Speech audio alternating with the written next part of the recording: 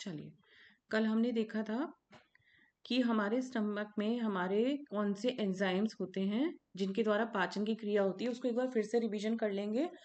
क्या क्या एंजाइम्स हमने कल देखे थे। तो जो हमारे एंजाइम्स हैं स्टमक वाले, जो हमारे पाचन क्रिया में सहायक होते हैं, वो सबसे पहले तो है हमारा एंजाइम कहेंगे, या फिर हमारा एक एसिड का सिक्रीशन होता है जो होता है हाइड्रोक्लोरिक एसिड। तो ये क्या करता है हमारे स्टमक में जब होता है सिक्रीशन इसका, तो एक तो ये वहाँ पे एंटी बैक्टीरियल एनवायरनमेंट क्रिएट करता है कि कोई भी बैक्टीरियल ग्रोथ नहीं होती है वहाँ पे। और दूसरा ये क्या करता है वहाँ पे पेप्सिनोजिन, ये इनएक्टिव एंजाइम होता है हमारे पेट के अंदर, हमारे स्टमक के अंदर, जिसको ये एक्टिवेट कर देता है। अब जब ये एक्टिवेट हो जाता है पेप्सिनोजिन, तो ये पेप्सिन में कन्वर्ट हो जाता है।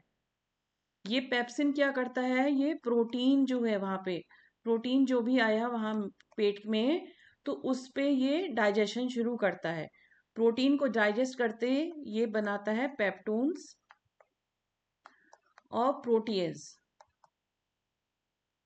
ये यहाँ पे कार्य इसका प्रोटीन का शुरू हो जाता है। दूसरा हमारा एक तो HCl का ये दो फंक्शन हमने देख लिए। और हमारा वहां पे होता है म्यूकस पेट के अंदर, जो हमारे स्टमक की लाइनिंग को प्रोटेक्ट करता है।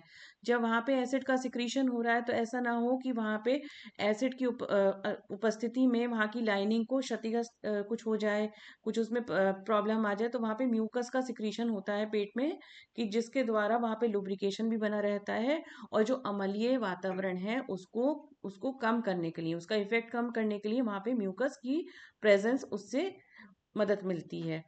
और हमारा यहाँ पे एक एंजाइम होता है लाइपेज। लाइपेज क्या करता है, जो फैट आया हमारे पास, अगर हम कुछ फैट्स खाते हैं तो वो फैट्स पे डाइजेशन शुरू करता है और उनको फैटी एसिड में कन्वर्ट करता है। फैटी एसिड और ग्लिसरॉल। एक हमारा एंजाइम होता है एमाइलेज। एमाइलेज जो है कार्ब्स पे एक्ट करता है। एमाइलेज का ही जब हमने देखा था, मुंह मुंह से जब हम अन्न को ग्रहण करते हैं तो पाचन क्रिया वहां पे सलाइवा से शुरू होती है। सलाइवा में जो एंजाइम होता है वो एमाइलेज का ही टाइलिन एंजाइम है, जो कार्बोहाइड्रेट का पाचन वहां से ही शुरू कर देता है। कुछ पाचन वहां प्रिय क्रिया हुई, कुछ पाचन की क्रिया अब हमारे पेट में होगी, तो ये कार्ब्स पे एक्ट करेगा और उनको ग्लूकोज में कन्वर्ट करना शुरू करेगा। ग्लूकोज वो फॉर्म है जो सिंपल फॉर्म है, जिसके द्वारा जब वो ग्लूकोज में कन्वर्ट हो गया तभी हमारा बॉडी उसको एब्जॉर्ब कर पाता है। तो जितने भी हमारे कॉम्प्लेक्स, हमारे जो हमने अन्न लिया कॉम्प्लेक्स फॉर्म में लिया, उसको अलग अलग तरीके से उनका पाचन क्रिया की शुरुआत हो जाती है।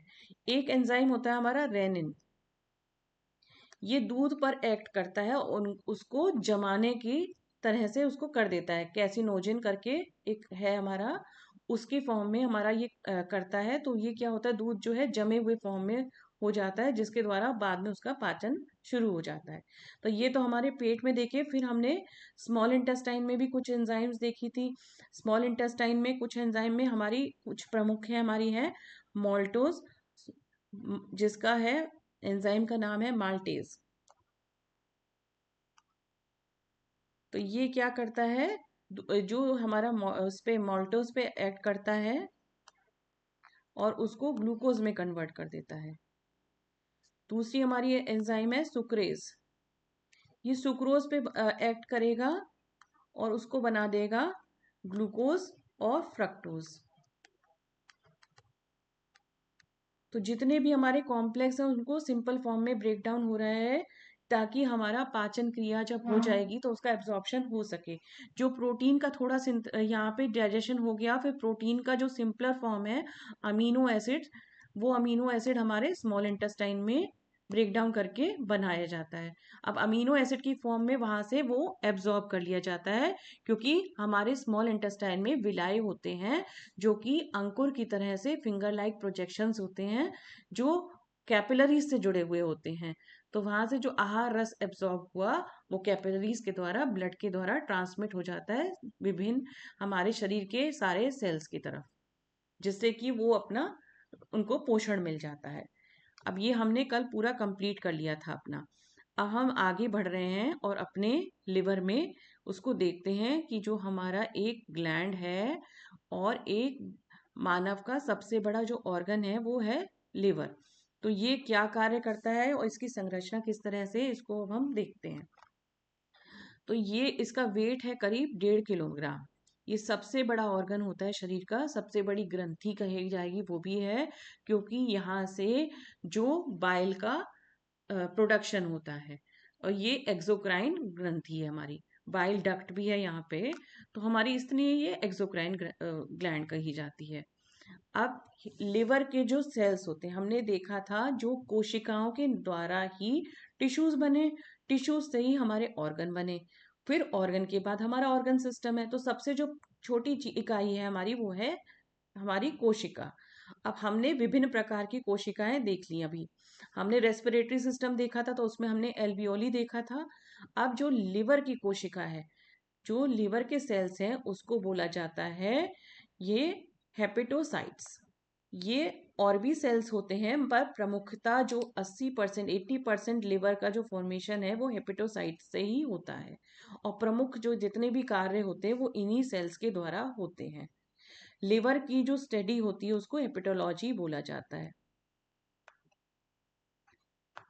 लिवर में जो हमारी सबसे प्रमुख आर्टरी, आर्टरी के द्वारा जो हमारा ऑक्सीजनेटेड ब्लड जो इस अंग तक जाता है वो है हमारी हिपेटिक आर्टरी। ये आर्टरी और वेन्स हम अभी आगे सिस्टम में समझेंगे कि वो यहाँ पे, फिर हम यहाँ पे भी देखेंगे कि इनके क्या कार्य होते हैं। तो अभी हमने देख लिया ब्रॉडली कि लिवर हमारा सबसे बड़ा ऑर्गन है, शरीर का सबसे बड़ी ग्रंथि है ये। और लिवर के सेल्स को हेपेटोसाइट्स बोला जाता है। और भी कुछ अलग सेल्स हैं पर मुख्यतः यही सेल्स लिवर में पाए जाते हैं। लिवर की जो स्टडी है हेपेटोलॉजी बोली जाती है। और जो प्रमुख आर्टरी, जो मेन आर्टरी है लिवर में, जो हार्ट के द्वारा जो ऑक्सीजनेटेड ब्लड आ रहा है वो हिपेटिक आर्टरी के द्वारा आता है। अब हम आगे देखते हैं कि लिवर की क्या है संरचना और क्या कार्य है। तो हिपेटोसाइट्स हमारे सबसे महत्वपूर्ण कोशिका है लिवर की। पित्त का बनाना, पोषक तत्वों को संसाधित करना और रक्त को साफ करना इनका प्रमुख काम है। अब हम देखेंगे यहाँ पे वर्किंग जब लिवर की देखेंगे तो रक्त को साफ करने का क्या कार्य लिवर करता है और पोषक तत्व न्यूट्रिएंट्स का जो एब्जॉर्प्शन है वो किस प्रकार से होता है। यहाँ पे दूसरे तरीके के जो सेल्स हैं वो कुप्फर सेल्स भी होते हैं पर मुख्यतः वहाँ पे हेपेटोसाइट्स ही कहे जाएंगे। लिवर की जो धमनी है, हेपेटिक आर्टरी हो गई और एक पोर्टल वेन है, तो ये प्रमुखता यहाँ पे काम करती है। हेपेटिक आर्टरी जो है ऑक्सीजनेटेड ब्लड लाती है। पोर्टल वेन वो है जो क्या करती है, रक्त में जो पचाई हुई चीजें हैं तो वो लिवर तक लेकर आती है। तो ये क्या करते हैं, दोनों मिलकर लिवर को आवश्यक खून प्रदान करते हैं ताकि ये अपना काम ठीक से कर सके। तो पोर्टल वेन क्या है, आंतों से जो हमारा एब्जॉर्प्शन हुआ वो लिवर में लेकर आते हैं। ये जो वेन है लेकर आती है। अब हम देखते हैं आगे कि लिवर में बाइल क्या है। बाइल एक हरा पीला पाचक द्रव्य है जिसे लिवर की कोशिकाएं बनाती हैं। लिवर की कोशिकाएं कौन सी हुई, हेपेटोसाइट्स हुई। और वो क्या बनाती है, हमारा बाइल का प्रोडक्शन करती है। ये बाइल का प्रोडक्शन लिवर में होता है और जब ये बन जाता है तो इसका स्टोरेज होता है हमारे गॉल ब्लैडर में। फिर आवश्यकता पड़ने पर ये गॉल ब्लैडर के द्वारा एक डक्ट के द्वारा रिलीज करा जाता है। ये हमारा इसका प्रोसेस होता है। अब ये क्या करता है हमारा, ये पित्त वसा जो है, हमने जो भोजन में वसा फैट जो खाया तो उसको डाइजेस्ट करने में, उसको छोटे अणुओं में तोड़ने के और पाचने में बचाने में मदद करता है। और शरीर को लिवर का और कार्य क्या है, ये अवशिष्ट पदार्थों को शरीर से बाहर निकालता है। पित्त को लिवर से पित्त नलिकाओं पे बाइल डक्ट्स के जरिए पित्ताशय और फिर छोटी आंत तक पहुंचाया जाता है। ये हमने क्लियर कर ली कि गॉल ब्लैडर में ये स्टोर हो गया, वहां से बाइल डक्ट के द्वारा ये वहां पे जहाँ अब जरूरत पड़ी जिस समय तो स्मॉल इंटेस्टाइन में ये पहुंचाया गया। अब लिवर में क्या क्या कार्य होते हैं, लिवर क्या करता है, हेपेटोसाइट्स वो कोशिका है जो जैसे हमारा जो स्मॉल इंटेस्टाइन से जो ब्लड आया एब्जॉर्प्शन के साथ, वहां पे न्यूट्रिएंट्स एब्जॉर्ब हुए, तो अब जो भी चीजें वहां पे एब्जॉर्ब हो गई तो वो लिवर के पास आ गई। अब लिवर क्या करता है, उसमें से जो भी जहरीले पदार्थ हैं, जो भी टॉक्सिन्स हैं, वो शरीर को नुकसान पहुंचा सकते हैं, तो उनको वो अलग कर देता है। लिवर जब क्या करता है, आपके डिटॉक्सिफिकेशन का कार्य करता है। जो अवशोषण हुआ पदार्थ, उसमें से वो देखता है कि कौन से तो अच्छे पदार्थ हैं, कौन से जो ऐसे पदार्थ हैं जो शरीर में नहीं रहने चाहिए, तो उसको वो हटाता है वहां से। फिर लिवर क्या करता है, हमारा बाइल तैयार करता है। ये लीवर की कोशिकाएं पित्त बनाती हैं, जो लगभग पीले तरल का होता है। ये वसा को पचाने में कार्य करता है। और जो विटामिन्स हैं, अभी हम विटामिन्स भी पढ़ेंगे, ये उनके एब्जॉर्प्शन में भी मदद करता है। तो ये जो विटामिन्स है, ये हमारे कुछ तो हमारे वाटर सोल्यूबल विटामिन्स होते हैं, कुछ हमारे ऐसे विटामिन्स होते हैं जो अवशोष एब्जॉर्प्शन किए जाते हैं इस तरीके से, तो वो उसकी मदद में हमारा लिवर के द्वारा होती है। नेक्स्ट हमारा ये क्या है कि ये ग्लाइकोजन के रूप में हमारे एक्सेस ब्लड शुगर को स्टोर करता है। तो जब हमारा पाचन क्रिया हुई कार्बोहाइड्रेट्स का, तो हमने हर जगह देखा वो सिंपल फॉर्म क्या आ रही है, ग्लूकोज आ रही है हमारी। अब ग्लूकोज अगर हमारा जब एब्जॉर्ब भी हो रहा है विलाय के द्वारा, ब्लड में भी जा रहा है, तो ब्लड के द्वारा बाद में जब ब्लड के द्वारा एब्जॉर्ब हुआ तो सबसे पहले लिवर में आ गया। अब लिवर क्या करेगा, जो एक्सेस ग्लूकोज है वो देखेगा कि शरीर को कितने ग्लूकोज की जरूरत है इस समय, उतना तो वो ब्लड में जाने देता है। बाकी जितना भी एक्सेस ग्लूकोज है, तो एक्सेस ग्लूकोज को ग्लाइकोजन की फॉर्म में स्टोर करता है अपने पास। ये ग्लाइकोजन की फॉर्म में जब स्टोर हो गया लिवर के पास, तो जब आवश्यकता पड़ती है तब ये वहां से रिलीज किया जाता है। तो इसका जब रिलीजिंग का प्रोसेस है, वो जब हमने पैनक्रियाज के बारे में पढ़ा था, तो वहां पे हमने पढ़ा था कि जो अल्फा सेल्स हैं वहां के पैनक्रियाज के, जब एंडोक्राइन रोल हमने समझा था, तो हमने देखा था वहां के अल्फा सेल्स जो है ग्लूकागोन का प्रोडक्शन करते हैं। तो जब ग्लूकागोन का यहाँ पे प्रोडक्शन हुआ, अब शरीर में यदि किसी वजह से हमने समय से भोजन नहीं करा, या ग्लूकोज की आवश्यकता हो रही है शरीर को, तो क्या करेगा, ये ग्लूकागोन हमारे ग्लाइकोजन पे एक्ट करेगा, और यहाँ से फिर ग्लूकोज रिलीज होगा ब्लड में। तो हमने प्रोसेस क्या देखा, हमारा जब पैनक्रियाज का हमने देखा था एंडोक्राइन रोल, तो हमने देखा था वहाँ के अल्फा सेल्स ग्लूकागोन का निर्माण करते हैं, बीटा सेल्स हमारे इंसुलिन का निर्माण करते हैं। तो जो अल्फा सेल्स जिनके द्वारा ग्लूकागोन का निर्माण हुआ, ये एक प्रकार का हार्मोन है। हमने देखा था कि एंडोक्राइन जो ग्लैंड्स होते हैं वो हार्मोन बनाते हैं, हार्मोन्स का सिक्रीशन होता है जो ब्लड में रिलीज होते हैं।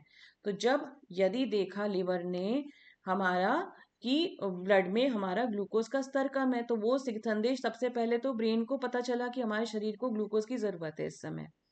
कुछ ऐसा कार्य है, या तो हमें बहुत ज्यादा एनर्जी की जरूरत है, या फिर कुछ ऐसा है कि हमारे शरीर को वो पर्याप्त मात्रा में ग्लूकोज नहीं मिल पाया है। तो ब्रेन ने ये सिग्नल भाई अब कहा उन अंग जगह पे, वहां संदेश भेजा कि भाई अब तुम ब्लड में ग्लूकोज रिलीज करो। तो ग्लूकोज रिलीज करने के लिए हमारा ये ग्लूकागोन हार्मोन वहां से पेनक्रियास से रिलीज हुआ। अब ये गया लिवर में जो स्टोर्ड है ग्लाइकोजन पे, तो ये ग्लाइकोजन को ब्रेक डाउन कर देता है और ग्लूकोज में कन्वर्ट कर देता है। फिर ये ग्लूकोज हमारा ब्लड में रिलीज हो जाता है, और हमारी जो आपूर्ति है, हमारी जो कमी थी ग्लूकोज की शरीर में, वो पूरी हो जाती है। तो जो ग्लूकोज हमारा स्टोर्ड हुआ था लीवर में, वो हमारा समय पड़ने पर, वक्त पड़ने पर, जो कुछ आवश्यकता पड़ने पर, वो वहां से रिलीज हो जाता है।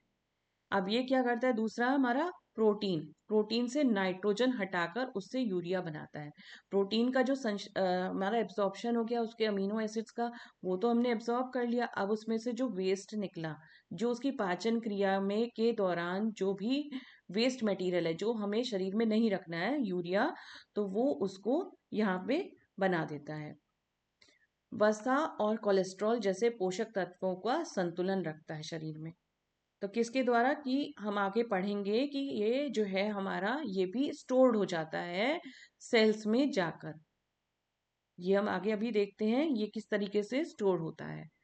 डिटॉक्सिफिकेशन हमने अभी पढ़ा था कि डिटॉक्सिफिकेशन कैसे करता है कि जो आवश्यकता है जिन चीजों की शरीर को, उनको तो ये एब्जॉर्ब कर लेता है, बाकी जो शरीर में के लिए हानिकारक हैं ऐसी चीजों को ये पहचान लेता है और उनको शरीर के निष्कासन वाले केंद्र हैं वहां तक भेजता है। तो ऐसे दवा, शराब या अन्य विषैले पदार्थों को लीवर कोशिकाएं पहले चरण में बदलती हैं, फिर दूसरे चरण में पानी अनुकूल बनाकर सुरक्षित रूप से शरीर से बाहर निकालने का कार्य करती हैं। अब ये क्या करता है, खून के लिए जरूरी प्रोटीन बनाता है। ऐसे ये क्या यहाँ पे लिवर में बनते हैं ब्लड क्लॉटिंग वाले जो फैक्टर्स हैं, खून को जमाने वाला जो कार्य होता है। जब ऐसा खून बह रहा है हमारा तो वहां पे क्लॉटिंग जरूरी है कि खून का जो है अत्यधिक बहाव ना होए, तो वो भी जो कार्य है वो भी लिवर के द्वारा होता है। ये एल्ब्यूमिन बनाता है। ये एल्ब्यूमिन क्या है, खून को सही ढंग से कार्य करने में मदद करता है। आगे हम पढ़ेंगे एल्ब्यूमिन के और भी कार्य है क्या है, वो हम आगे अपनी स्टडीज में जैसे जैसे हम सिस्टम्स को पढ़ते जाएंगे हमारी चीजें और क्लियर होती जाएंगी। तो अभी हम ये देखते हैं कि यहाँ पे ये लिवर ये कार्य भी कर रहा है कि खून को क्लॉटिंग वाला जो फैक्टर होता है उसको अभी ये बनाने का निर्माण में ये कार्य करता है और एल्ब्यूमिन ये बनाता है। तो लिवर के हमने बहुत सारे कार्य देखे, अब एक बार फिर से रिवीजन भी करेंगे हम इनका। इम्यून सिस्टम से जुड़ी हुए प्रोटीन को भी बनाता है जो संक्रमण से लड़ने की शक्ति देते हैं। अब क्या होता है, लिवर की सबसे बड़ी खासियत होती है कि लिवर का जो भी पार्ट अगर खराब भी हो गया, क्षतिग्रस्त हो गया है, या किसी वजह से लिवर का कुछ ऐसा पार्ट निकाला भी गया है, तो लिवर अपने आप को रीग्रो कर सकता है। इसमें ये पूरे सेल्स जो होते हैं लिवर के, ये फिर से भरने की क्षमता रखते हैं, मल्टीप्लाई होने की क्षमता रखते हैं। यदि कुछ भाग हमारे लिवर का खराब है या निकाला गया है किसी कारणवश, तो वहां पे ऐसा नहीं है कि वो फिर से वैसे ही रहेगा, वहां पे वो रीग्रो कर सकता है। ये अद्भुत क्षमता हमारे लिवर में होती है। आगे देखते हैं हम इसमें। चलिए, ये हमारे पूरा हमने क्विक हमने देखे थे, अब हम इसके एक बार फिर से रिवीजन में देख लेते हैं कि लिवर के क्या क्या कार्य हैं। कि ये खून को साफ करता है, जितने भी टॉक्सिन्स हैं, जहरीले पदार्थ हैं, उसको हटा देता है और शरीर से बाहर जो निष्कासन वाले केंद्र हैं वहां तक उनको भेज देता है।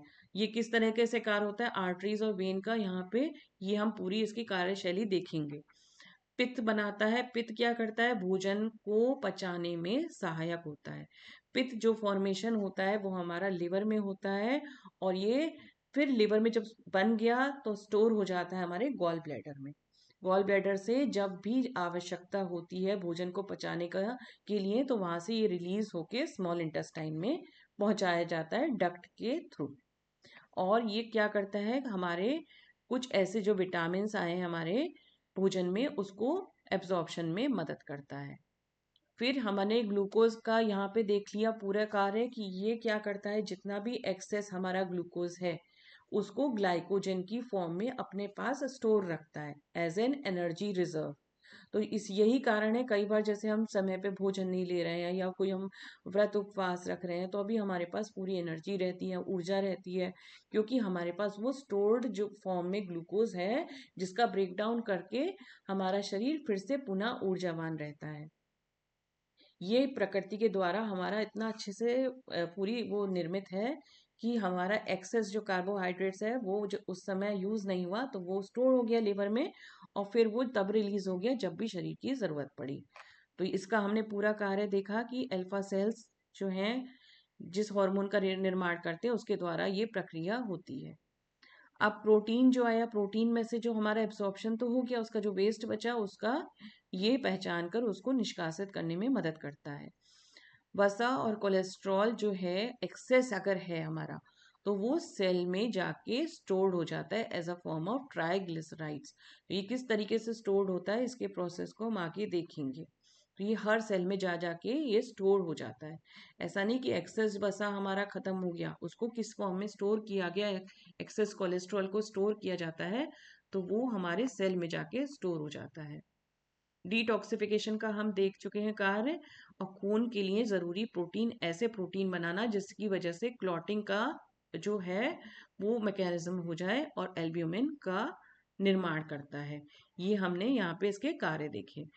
चलिए, अब हमने पाचन तंत्र को ऑलमोस्ट कंप्लीट करा हुआ है। हमने सारे इसके विभिन्न ऑर्गन्स का कार्य देख लिया है और इनका किस तरीके से पाचन के एंजाइम्स हैं ये सब हमारे क्लियर हो गए हैं। पाचन के इसके सबको देखते हुए अब हम इनके रोगों की तरफ चलेंगे कि पाचन क्रिया में से रिलेटेड जो भी रोग हैं हमारे, तो ये यूनिट 8 में हमें दिए हुए हैं। कुछ रोग हमने कल ही देखे थे, एसिड रिफ्लक्स की प्रॉब्लम और gastro oesophageal reflux disease, GERD जिसको बोलते हैं, उसकी वजह भी हमने देखी थी कि क्यों होता है और उसकी रोकथाम हम कैसे कर सकते हैं, ये भी हमने कल पढ़ा था। मैं उम्मीद कर रही हूँ कि आप रिवीजन कर रहे हैं और आपको वो सब याद है, क्योंकि वो हमारे आगे के लिए भी ज़रूरी है। चलिए, अब इंडाइजेशन पे हम आएंगे। तो एक बार इंडाइजेशन से पहले हम एक बार फिर से संरचना को देख लेते हैं और उस स्पिंक्टर को देख लेते हैं जो हमने कल पढ़े थे, क्योंकि ये हमारे काम अभी आने वाले हैं। फिर से वो रिवीजन हल्का सा करेंगे क्योंकि ऑलरेडी हम उसको समझ चुके हैं पूरा अच्छे से कल कोई डायग्राम से। ये देखिए, हमने कल अपने स्टमक का डायग्राम देखा था, तो दो स्पिंक्टर हमने अपने पेट में देखे थे। एक ऊपर वाला है ये कार्डियक स्पिंक्टर, ये कार्डियक रीजन पे है हमारा, और ये ईसोफेगस जो हमारी आहार नाल पेट पे आ रही है, ये वहां पे एक ढक्कन की तरह बंद हो जाता है और जो हमारा अन्न जो नीचे आ गया पेट में वो वापस से ऊपर नहीं जाता है। यदि किसी कारणवश यहाँ की मसल्स लूज हो गई और ये ठीक से वर्क नहीं कर रहा, तो यही प्रॉब्लम्स बढ़ाता है। यहाँ से जन्म लेती है प्रॉब्लम हमारी एसिड रिफ्लक्स की, एसिडिटी की, या और भी अन्य सीरियस रोगों की। दूसरा हमने स्पिंक्टर यहाँ पे देखा था पाइलोरिक स्पिंक्टर। ये जो है यहाँ पे है, जो हमारे डुओडेनम का हिस्सा है, ये जो मुड़ी हुई जगह है हमारी डुओडेनम कहलाती है। ये पेट और डुओडेनम के हिस्से पर लगा हुआ एक ढक्कन है, जो हमारी जब पेरिस्टालटिक मूवमेंट स्टमक से हुई, जिसके द्वारा हमारा पाचन किया हुआ काइम आगे सरकाया गया स्मॉल इंटेस्टाइन में, तो यदि वो वापस नहीं आए, इस पॉसिबिलिटी को रोकने के लिए वहां पे एक स्पिंक्टर है, कुछ मसल्स हैं इस तरीके की, जो वहां का फैलाव बंद हो जाता है और वो बंद हो जाती हैं एक बार वहां से जब भोजन जो बचा हुआ अन्न आगे बढ़ गया। ये जो एरिया है ये पाइलोरस बोला जाता है, इसी कारण इसका नाम पाइलोरिक स्पिंक्टर है। तो ये दो हमारे इम्पोर्टेंट नाम हैं जिसको हम दिमाग में रखते हुए आगे के अपने रोगों को देखते हैं कि वो क्या है। चलिए, अब हम आगे बढ़ते हैं। सबसे पहला रोग है हमारा जो लिखा गया है हमारे सिलेबस में, डिस्पेप्सिया या इंडाइजेशन, अपच। तो ये क्यों होता है, इसको हम इसके कारण और इसकी क्या वजह रही है, क्यों और किस तरह से ये सही हो सकता है, इस सबको थोड़ा सा स्टडी कर लेते हैं। अपच या इंडाइजेशन है क्या? इसको इंग्लिश में डिस्पेप्सिया बोलते हैं। ये वह स्थिति है जब खाना ठीक से पच नहीं पाता है और पेट के ऊपरी हिस्से में दर्द, जलन, भारीपन, ब्लोटिंग की जो समस्या हो जाती है, पेट फूल जाना, गैस बन जाना, तो ये सब क्यों हो रहा है, हमारा इंडाइजेशन हो गया। अब ये क्या होता है कि हमारा ये शॉर्ट टर्म भी हो सकता है और लगातार अगर समस्या बनी रहे तो हमारा क्रॉनिक भी हो सकता है। तो ये दो तरीके का हो सकता है। एक तो तीव्र अपच जो एक्यूट कहा जाता है, जो थोड़े समय के लिए होती है, जहाँ से मान लीजिए आपने कुछ गलत भोजन किया तो उस वजह से हो गई, मगर यदि ये लगातार समस्या बनी रहे तो ये क्रोनिक इंडाइजेशन की प्रॉब्लम को जन्म दे देता है। अब इसकी वजह मेनली तो यही है, गलत खान पान, गलत हमारा दिनचर्या, आहार दिनचर्या हमारी गलत है, रहन सहन हमारा विहार गलत है, उसकी वजह से ये रोग का शुरुआत होती है। या फिर और सीरियस कारण हो सकते हैं कि लिवर ठीक से काम नहीं कर रहा है, यदि अभी हमने लिवर में देखा था कि वहां पे किस तरीके से कार्य हो रहा है, तो यदि या तो वहां पे कुछ प्रॉब्लम आ रही है या स्टमक में हमारे कुछ ऐसे एंजाइम्स नहीं सिक्रीट हो रहे, हम तनाव में हैं।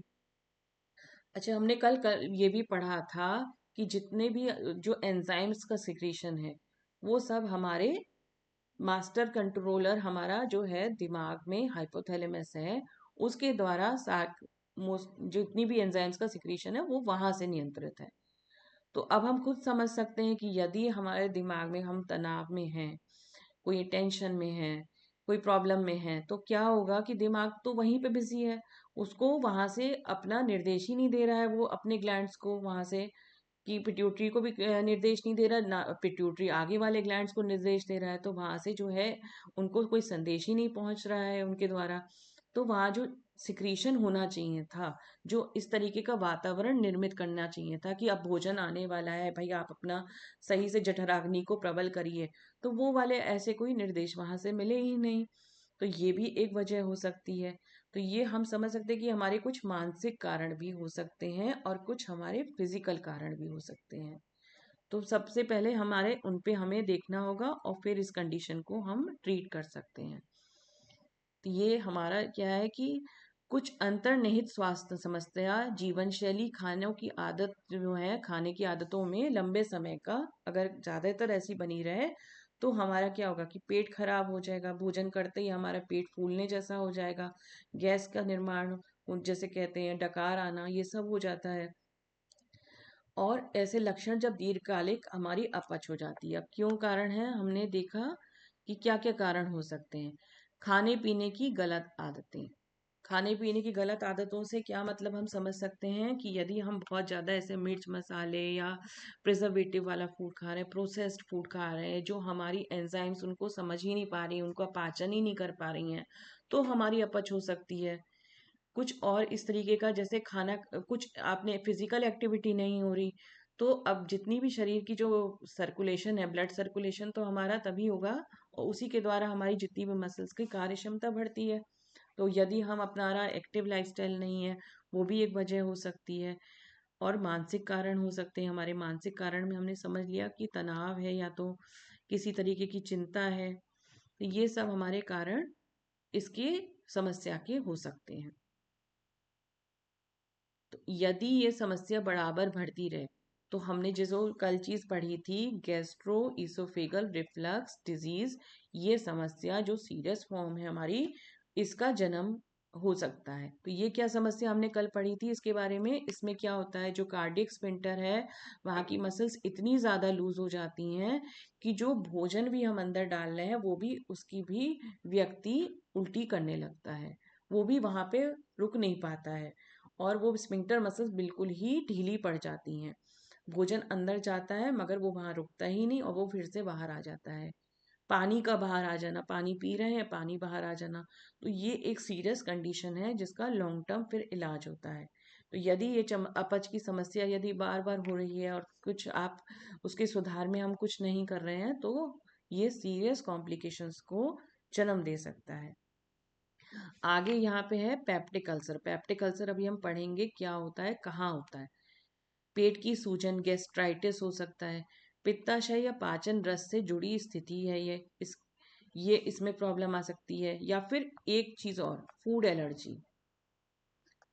कई बार व्यक्ति जो है किसी फूड आइटम से एलर्जिक होता है, जैसे आजकल कुछ देखा जाता है तो वो ग्लूटेन एलर्जी देखी जाती है। ग्लूटेन एलर्जी में मतलब क्या होता है कि आटा जो है हमने खा रहे हैं, उसी से, गेहूं के आटे से एलर्जी हो रही है लोगों को। तो वो कुछ उसके बहुत सारे कारण हैं, तो उसमें क्या होता है, अगर यदि ये एलर्जी है तो उसकी वजह से भी अपच की समस्या हो सकती है। तो ये पहचाने जाते हैं पहले कारण को, फिर इन कारणों पे वर्क किया जाता है।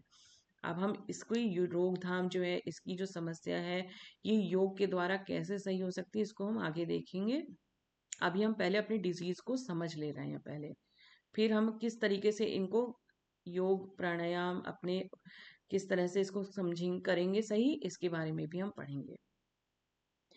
नेक्स्ट हमारा जो हमारे सिलेबस में है वो है पेप्टिक अल्सर। तो पेप्टिक अल्सर की पहले तो हम जगह देखेंगे कि ये कहाँ पे होता है, फिर हम इसके बारे में समझ में आ जाएगा। अभी हमने पूरी संरचना को अच्छे से समझ लिया है। तो पेप्टिक अल्सर वो घाव या छाला है जो पेट की भीतरी परत या छोटी आंत, जिसे डोडनम कहते हैं, की परत पर बनता है। तो मोस्टली ये कहाँ पे होता है हमारा, जहाँ पे पाइलोरस लेयर है। पाइलोरस लेयर हमने स्टमक की पढ़ ली, अब ये मुख्यतः वहीं पे पाया जाता है। ये एक तरीके का छाला या घाव की तरह हम समझ सकते हैं, ये अल्सर है। अब इसका रीजन क्या है, क्या बहुत सारे रीज़न हो सकते हैं। एक तो एक बैक्टीरिया है। बैक्टीरिया अगर हमारा किसी हमने गलत दूषित पानी ले लिया या दूषित अन्न लिया, तो ये हमारे पेट की जो अंदरूनी परत है, हमने कल पढ़ी थी 3 लेयर्स हैं हमारे पेट की, तो वो उन परतों को नुकसान पहुंचा दिया उस बैक्टीरिया ने वहां पे जाके। तो ये अल्सर का सिचुएशन आ सकती है। अब लंबे समय तक हमने दर्द की दवाइयाँ ली, NSAIDs, ये क्या है, नॉन स्टेरॉयड वाली टाइप की दवाइयाँ होती हैं। इसमें नॉन स्टेरॉयड एंटी इन्फ्लेमेटरी जो दवाइयाँ होती हैं, वो कुछ ऐसे डिजीज हैं जिनके लिए दी जाती हैं, जैसे दर्द निवारक दवाएं, इबुप्रोफेन, एस्प्रिन आदि का नियमित उपयोग। तो ये क्या करता है, ये बहुत ज़्यादा तेज दवाइयाँ होती हैं, तो जो पेट की जो लाइनिंग होती है, ये उस लाइनिंग को क्षतिग्रस्त कर सकती हैं। तो ये एक वजह बन सकती है वहाँ के अल्सर का होने की। ये वहाँ की जो इनर लाइनिंग हमने कल पढ़ी थी स्टमक की, जिसका प्रोटेक्शन म्यूकस के द्वारा होता है, पर यदि वहाँ पे कुछ तेज दवाएं लगातार ले रहे हैं व्यक्ति, तो वो उस लेयर को, उस लाइनिंग को डैमेज कर सकती हैं ये दवाइयाँ। और वहाँ की जो म्यूकस है वो भी उसको फिर प्रोटेक्ट नहीं कर पाता है। तो जब वो डैमेज हो गई वो लेयर, तो वहाँ पे अल्सर या घाव की स्थिति हो सकती है। बहुत ज़्यादा मिर्च मसालेदार वाला खाना खाना, बहुत ज़्यादा गलत ड्रिंक्स का लेना, तेज़ स्ट्रॉन्ग ड्रिंक्स का लेना, ये भी कुछ कारण हो सकते हैं वहाँ की जो परत को ख़त्म करते हैं और वहाँ पे घाव की सिचुएशन को बनाते हैं।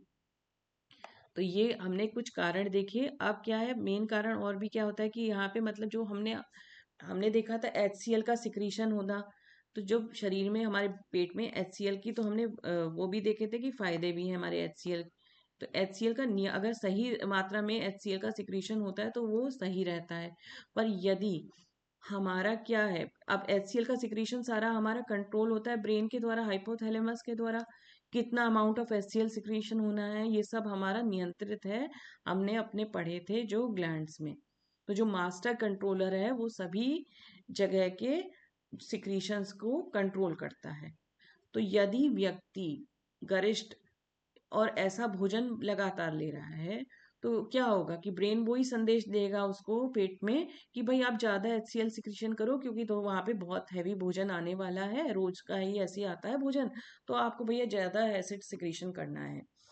तो इस तरीके से वहाँ पे एसिड का सिक्रीशन का लेवल जो है वो बढ़ता ही चला गया। तो अब बढ़ता चला गया, अब कम भी ले रहा है व्यक्ति भोजन, तब भी HCl का सिक्रीशन तो उतना ही हो रहा है।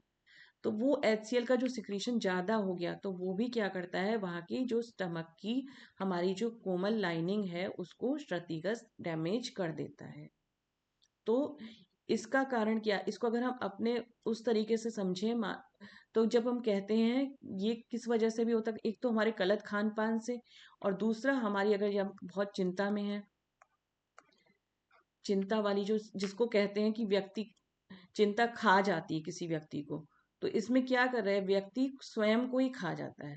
इतना एसिड बना लिया बॉडी में कि वो जो स्टमक की जो लाइनिंग थी, वो एसिड ही उसको खत्म कर दिया उसको। तो यह इसी का जो कहावत जो कही जाती है कि चिंता व्यक्ति को खा जाती है, तो इसमें ये कि हम समझ सकते हैं कि कुछ ऐसे सिक्रीशन जो हमारा नॉर्मल होने चाहिए थे, जो संतुलित होने चाहिए थे, वो संतुलित ना होके अत्यधिक हो गए या कम हो गए, जिसकी वजह से ये सिचुएशन आती है। तो कई कारण हो सकते हैं, उन कारणों पे हमें काम करके फिर अपने आप को सही रखने के लिए कोशिश करनी पड़ती है। अब लक्षण क्या महसूस होते हैं इसमें, वो देखते हैं। सिम्टम्स क्या हो सकते हैं कि पेट के ऊपरी हिस्से में जलन या दर्द, खाना खाने के बाद जल्दी से पेट भर जाना, भारीपन, गैस, डकार, मतलब उल्टी जैसी फीलिंग आना, भूख का कम लगना। अब वहाँ पे अगर यदि जो घाव बना है, अगर वो घाव वहाँ पे किसी वजह से वो फट जाता है या कुछ होता है, तो वहाँ से ब्लड का रिसाव हो सकता है, तो ये बहुत सीरियस वाली कंडीशन पे भी जा सकता है और इसका उचित इलाज ज़रूरी होता है। तो ये पेप्टिक अल्सर बहुत आखिरी वाली मतलब आगे वाली स्टेज है। इसको यदि हम शुरू में ही व्यक्ति पहचान ले कि भाई एसिडिटी बन रही है अपच हो रहा है, तो यदि शुरू में ही इन लक्षणों को देखा जाए और शुरू में ही वहां पे वर्क करना शुरू कर दिया जाए, तो ये सीरियस वाली कंडीशन, जो पेप्टिक अल्सर वाली एक सीरियस कंडीशन है, उसको रोका काफी हद तक जा सकता है। और जब ये हो भी गया तो भी हम धैर्य के साथ अपने दिनचर्या, अपने आहार को नियंत्रित करके, हल्का सुपाच्य अन्न लेकर, अपने योग को अपनाकर, अपने दिनचर्या को सही रख के, व्यवस्थित रख के, हम इस रोग से धीरे धीरे बाहर आ सकते हैं। ये हमारा पेप्टिक अल्सर हमने समझ लिया, इसकी जगह भी हमने समझ ली। अब इसका पता कैसे चलता है? एक एंडोस्कोपी जो होता है हमारी, उसके द्वारा इसका पता चलता है कि कहाँ पे जाके घाव हुआ है। तो उससे पता चल जाता है कि अल्सर है, किस वजह से, कहाँ पे है, किस लोकेशन पे है, और किस तरीके से डॉक्टर उसको फिर ट्रीट करते हैं। चलिए इसके आगे हम देखते हैं। नेक्स्ट हमारा सिलेबस में है अतिसार। अतिसार हमारा है डायरिया। डायरिया क्या है? यानी बार बार पतला पानी जैसा मल निकलना। पानी जैसा मल क्यों निकल रहा है?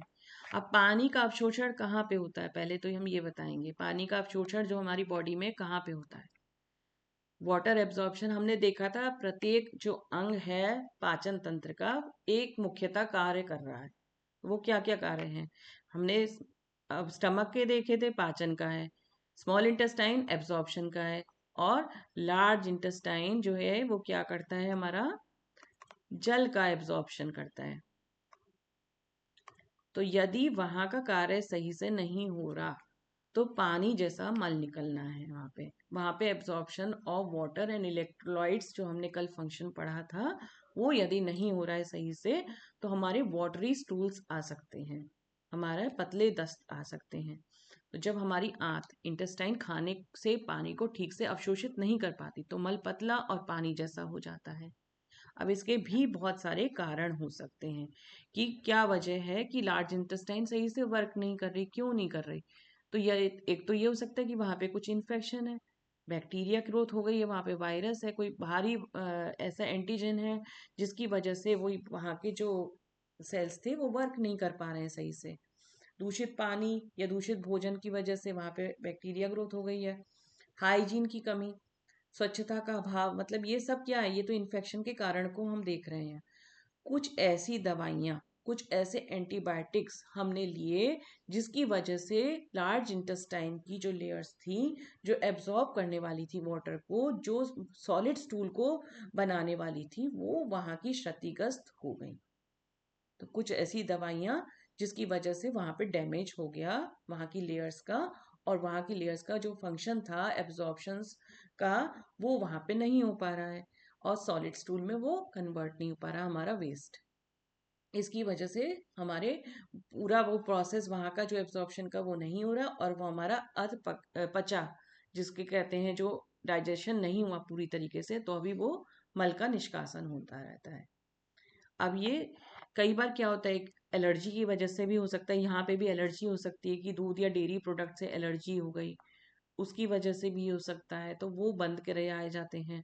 तो ऐसे में मतलब व्यक्ति का अगर ये लगता है ऐसा कोई कारण, तो वो बंद करके फिर इस समस्या को आगे देखा जा सकता है। तो इस समस्या का निदान भी प्राकृतिक चिकित्सा द्वारा, योग प्राणायाम और अपने आहार दिनचर्या पे वर्क करके हम कर सकते हैं, और अपनी चीजों को बेहतर बना सकते हैं। चलिए समझ लिया हमने इसको, अब हम आगे देखते हैं। डायरिया में आम तौर पर क्या है? पानी जैसा मल निकलना, पेट में ऐंठन हो सकती है, अगर इन्फेक्शन है कुछ भी, तो जरूर पेट में ऐंठन या दर्द होगा। बार बार टॉयलेट जाने का एहसास, क्योंकि पच रहा नहीं है अन्न पूरी तरीके से और निष्कासन की क्रिया हो रही है। गैस बनती है, बुखार भी हो सकता है, अगर इन्फेक्शन बन गया है शरीर में किसी बैक्टीरिया का, वायरस का, तो बुखार की भी स्थिति हो सकती है। इसमें एक ओआरएस का घोल भी दिया जाता है। जब डायरिया हमारा बार बार हो रहा है तो क्या है, शरीर में पानी की कमी हो जाती है, क्योंकि पानी एब्जॉर्ब ही नहीं कर रहा बॉडी।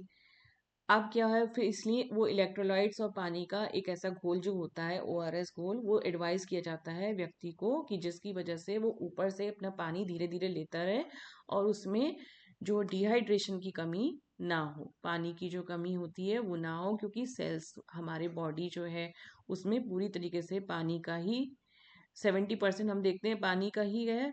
तो इसलिए ऊपर से हमें ओरल वो डिहाइड्रेशन का हमें दिया जाता है।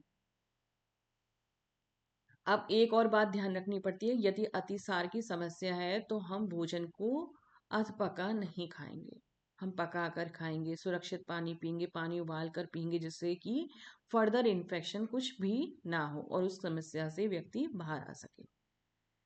चलिए लास्ट हम देखते हैं इसमें डिजीजेस वाले सेक्शन में इरिटेबल बाउल सिंड्रोम। तो इरिटेबल बाउल सिंड्रोम क्या चीज़ है? ये अक्सर सुनने में आता है कि ये हो गया व्यक्ति को, तो ये क्या चीज़ है इसको पहले समझते हैं और क्यों होता है इसको भी समझते हैं। ये एक आप आम पाचन तंत्र की समस्या है जिसमें बड़ी आंत असामान्य रूप से कार्य करती है, जिसमें पेट में दर्द हो सकता है, गैस, दस्त, कब्ज। इसमें अब क्या है, दोनों लक्षण हो रहे हैं, कब्ज भी कभी कभी होता है, कभी कभी दस्त हो जाते हैं व्यक्ति को, कभी पेट में दर्द हो जाता है, कभी गैस बनने लगती है। तो बहुत सारा जब आगे सिंड्रोम पे पहुंच गई बात, अभी तक तो हम डिजीज देखते हैं, अब सिंड्रोम क्या चीज है? सिंड्रोम क्या है, कई कारणों से एक ऐसी सिचुएशन पे आ गए कि जो वो थोड़ा क्रॉनिक वाली सिचुएशन भी हो गई और उसके कारण भी कई हो गए, तो वो सिंड्रोम बन गया वो एक। तो आंत की बनावट जो है उसमें लंबे समय तक ये परेशानी की अवस्था होती है। अब इसके कारण क्या है, इसका कोई सटीक कारण, एक कारण नहीं है। अब जब सिंड्रोम पे जब बात आती है तो इस पर्टिकुलर कारण उसको ढूंढना मुश्किल होता है, तो कई कारण इसकी इस समस्या को जन्म देते हैं।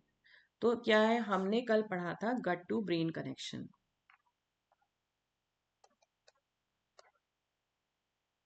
ये क्या चीज है गट टू ब्रेन कनेक्शन? हमने देख पढ़े थे कल, स्मॉल इंटेस्टाइन में भी न्यूरॉन्स होते हैं। न्यूरॉन्स हमारे नर्वस सिस्टम के सेल होते हैं जो संदेश लेकर जाते हैं हमारे दिमाग तक। तो जैसा भी वातावरण वहां पे, दिमाग से भी संदेश ये वहां तक ला रहे हैं और यहाँ का भी संदेश दिमाग तक लेके जा रहे हैं। तो यदि दिमाग से हमारा ऐसा संदेश आ रहा है कि वहां पे खूब अच्छा शांत माहौल है, दिमाग बिल्कुल शांत है, प्रसन्नचित है, तो हमारे पाचन के जो इतने भी एंजाइम्स हैं वो सही और सामान्य मात्रा में निकल रहे हैं। और स्मॉल इंटेस्टाइन से क्या संदेश जाना चाहिए वहां पे, कि जो भोजन आया वो बहुत अच्छा आया हुआ है, सात्विक भोजन आया है, तो वैसे ही विचार वहां दिमाग में बन रहे हैं। भोजन का जिस तरीके से वहां पे आहार रस है, वो एब्जॉर्प्शन जब हो रहा है स्मॉल इंटेस्टाइन में, तो वो जो है वहां पे न्यूरॉन्स का होना क्या दिखा रहा है कि जिस प्रकार का भोजन आ रहा है उसी प्रकार के विचार वहां पे दिमाग में आते हैं। तभी हम कहते हैं कि सात्विक भोजन जब हम खाते हैं तो हमारे मन में सात्विक विचारों का वो होता है, प्रादुर्भाव होता है। तामसिक भोजन जब हम खाते हैं तो हमारे मन में तामसिक विचार आते हैं। तो ये सब किस वजह से हो रहा है? क्योंकि गट टू ब्रेन कनेक्शन है वहां पे न्यूरॉन्स की उपस्थिति हमारी, इस वजह से वहां पे पूरा कनेक्शन बैठा हुआ है, दिमाग का कनेक्शन और पाचन तंत्र का कनेक्शन। तो अब इसमें देखिए, दिमाग और आंत के बीच में खराब संचार, गलत कम्युनिकेशन, कम्युनिकेशन गैप जिसको बोलते हैं हम, तो वहां पे ठीक तरह से संदेश नहीं जा रहा। अब क्यों नहीं जा रहा संदेश वहां पे? क्योंकि दिमाग यदि या तो डिस्टर्ब है इस समय, वो किसी और कार्य में बिजी कर रखा है हमने दिमाग को। कई बार हम क्या करते हैं, खाना तो खा रहे हैं मगर उसके साथ साथ कुछ और भी कार्य कर रहे हैं, पढ़ाई कर रहे हैं कुछ लोग, कुछ टीवी देख रहे हैं या कुछ और कार्य कर रहे हैं। तो अब जब कुछ भी आप किसी चीज में बिजी हैं तो वैसे ही विचार तो मन में आ रहे हैं, तो वैसे जो विचार आ रहे हैं तो वैसा ही वो वातावरण वहां पे निर्मित कर रहे हैं। तो ये जो हमारा संदेश जो कम्युनिकेशन है वो गड़बड़ हो गया। जैसा कम्युनिकेशन हमें होना चाहिए था उस समय भोजन के समय, वैसा वातावरण वहां पे हम निर्मित नहीं कर पाए। और फिर दूसरा कारण है अति संवेदनशील आंत। आंतों की नसें अधिक संवेदनशील होती हैं, और जब वो संवेदनशील होती हैं तो यदि वहां पे वो कुछ किसी कारण से डैमेज भी हो गई हैं, हमने कुछ स्ट्रॉन्ग मेडिसिन ली, या हमने कुछ इस तरीके का भोजन लिया जो तेज मिर्च मसाले का था, तो वहाँ की लाइनिंग जो थी वो हमारी डैमेज हो गई, तो जिस वजह से वो और भी ज़्यादा सेंसिटिव हो गया एरिया। इस वजह से भी ये गड़बड़ी आ सकती है। अब हमारे पाचन में कुछ ऐसे बैक्टीरिया होते हैं जो मददगार होते हैं हमारे पाचन क्रिया के लिए, गुड बैक्टीरिया जिनको बोलते हैं। तो उनके में संतुलन में गड़बड़ी आ जाना, ये गड़बड़ी किस वजह से आ सकती है? हमने ऐसी दवाइयाँ खाई जो खराब बैक्टीरिया को तो मार ही रही थी, और साथ ही साथ गुड बैक्टीरिया को भी खत्म कर दिया उन्होंने, हमारे जो हमारे पाचन में सहायक थे। तो वो गुड बैक्टीरिया भी वहां से खत्म हो गए। तो ये भी एक रीजन हो सकता है। इन्फेक्शन के बाद की स्थिति, यदि कोई हमारे पास ऐसा इन्फेक्शन रहा आंत में या हमारे पेट में, कि उसके बाद की जो स्थिति रही, उसके बाद का जो वातावरण रहा, तो वो भी इसका एक कारण हो सकता है। क्योंकि जब हमारा कोई बैक्टीरिया अगर अंदर आया है, तो वो हमारे जो वहाँ के लाइनिंग है उसको वो उसने डैमेज कर दिया।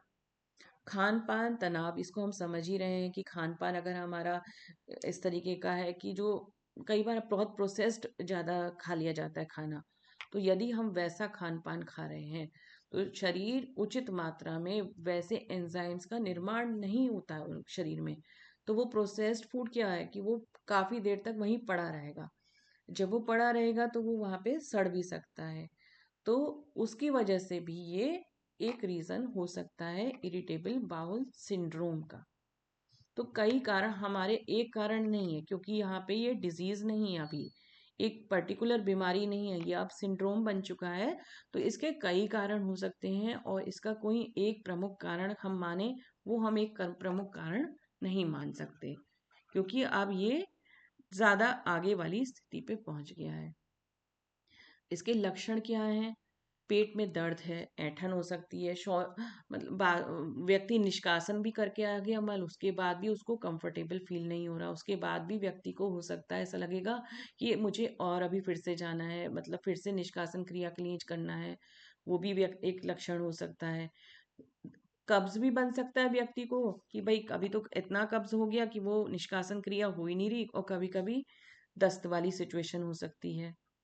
मल में म्यूकस का सिक्रीशन हो जाना, जो अंदर म्यूकस है ऑर्गन्स में, उसका भी निष्कासन होने लगता है वहां से, वो भी वहां से हट के निष्कासन वाले अंगों की तरफ चला जाता है म्यूकस। तो वो भी एक लक्षण है।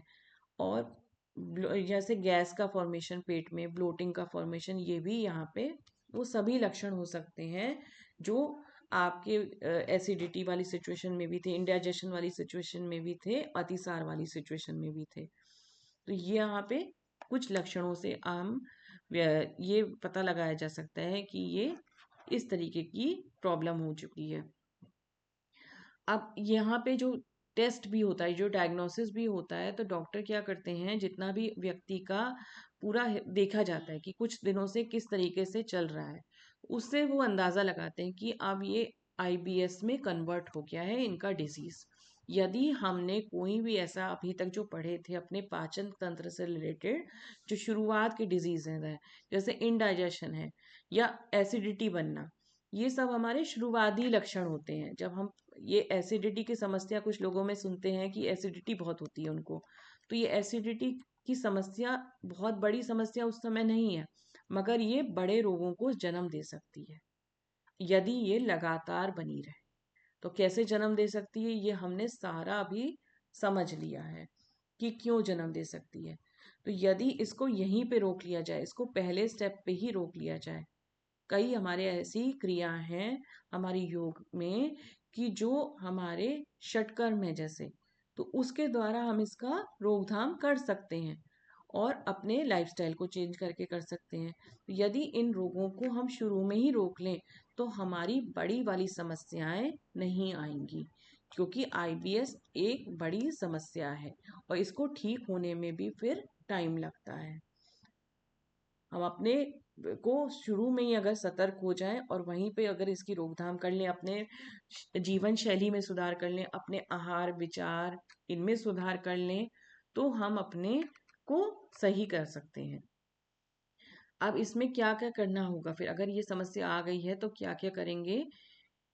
अब ग्लूटेन हमने समझ लिया, गेहूं के आटे से अगर मतलब क्या करते हैं कि जितने भी एलर्जिक आइटम्स होते हैं, जितने भी ऐसे आइटम्स होते हैं खाद्य पदार्थ जो एलर्जी की पॉसिबिलिटी को क्रिएट कर सकते हैं शरीर में, तो वो वहाँ पे डॉक्टर क्या करता है, उनको रोकने के एडवाइस करता है, ताकि आपका शरीर धीरे धीरे स्वस्थ होने के उस पे जाए।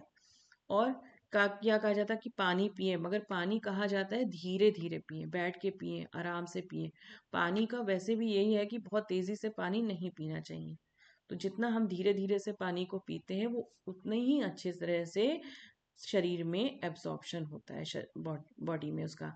और जलीय तत्व हमने सबसे पहले पढ़ा था कि हर सेल में भी कितना हमारा जलीय तत्व है, और सेल्स के द्वारा ही शरीर निर्मित है, और शरीर में भी हमारा जलीय अंश बहुत ज़्यादा है। फिर क्या है, फाइबर बढ़ाएं। फाइबर क्या करेगा, फाइबर जब हमारा शरीर में हम फाइबर खाएंगे भोजन में, तो ये हमारे शरीर में पानी के एब्जॉर्प्शन के लेवल को बढ़ाता है। तो जब पानी का एब्जॉर्प्शन बढ़ता है तो हमारे शरीर में जलीय अंश भी रहेगा, और हमारा जो स्टूल फॉर्मेशन है वो भी सही से होगा। वहां पे जब स्टूल का जो फॉर्मेशन हमारा लार्ज इंटेस्टाइन की तरफ हमने देखा था, वो भी सही से होगा। सही से होगा तो फिर उसका निष्कासन भी सही से हो जाएगा। फिर जीवन शैली में हमारे बदलाव, नियमित व्यायाम, तनाव को कम रखने की तकनीकें, ये सब हमारे जब हम इनको अपनाते हैं, और यदि ज़्यादा हमारी समस्या हो गई तो हमें कुछ दवाइयाँ भी प्रिस्क्राइब की जाती हैं, कि जिससे कि हम थोड़ा सा इस समस्या को शुरू में कंट्रोल हो जाए दवाइयों के माध्यम से, फिर अपने उचित साथ साथ अपने उचित अपने जीवन शैली, आहार विचार, इन सब पे वर्क करते हुए इन समस्याओं से हमें धीरे धीरे निदान मिल सके। तो इसमें पूरा धैर्य की साथ आवश्यकता होती है, व्यक्ति को पूरा धैर्य के साथ अपने इन कार्य को कुछ समय तक करना होता है।